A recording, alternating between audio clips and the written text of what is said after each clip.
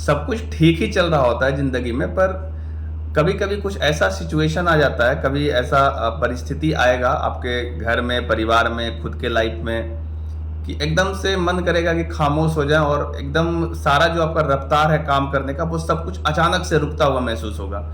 और जब ये सारा काम काज सब रुकने लग जाता है, जो आप चीज़ें कर रहे हो, जैसे स्टूडेंट लाइफ में आप पढ़ाई वढ़ाई कर रहे होगे, तो एकदम से पढ़ाई वढ़ाई रुकता हुआ महसूस होगा कि अब कुछ नहीं हो रहा है, सब कुछ ठप पड़ रहा है, बंद हो रहा है सब कुछ।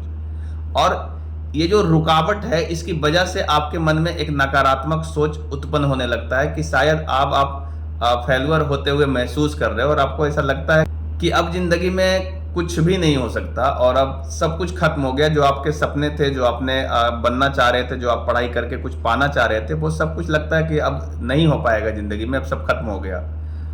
पर मेरा विश्वास मानो, एक पॉजिटिव थिंकिंग रखते हुए अगर आप काम करोगे और अपनी सोच को एकदम पॉजिटिव कर लोगे, जैसे कि मैं ये कहना चाह रहा हूँ कि अगर आप ऐसा कुछ सोचो कि अगर मान के चलो कि आपकी तबीयत खराब हो रही है, या फिर कोई घर की ऐसी परिस्थिति है, घर में कोई लड़ाई झगड़ा हुआ, छोटा मोटा कलह उत्पन्न हुआ है, जिसकी वजह से आपकी पढ़ाई डिस्टर्ब हुई और आप एकदम से रुक गए हो,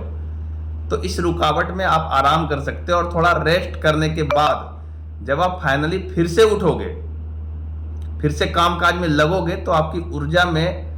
एक अलग परिवर्तन होना चाहिए, और होता है।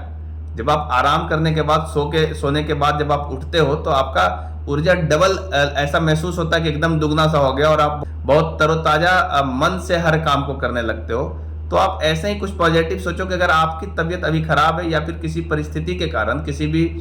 वजह से आपके जो पढ़ाई है वो अचानक से रुका है, तो कुछ दिन आप आराम कर सकते हो, 2-4 दिन, 5 दिन, 10 दिन आप रेस्ट करो। और जब अब आप उठना, तो एक अलग ही एनर्जी लेवल लेकर के उठना और अपनी रफ्तार को डबल कर लेना, आप निश्चित रूप से जीत पाओगे।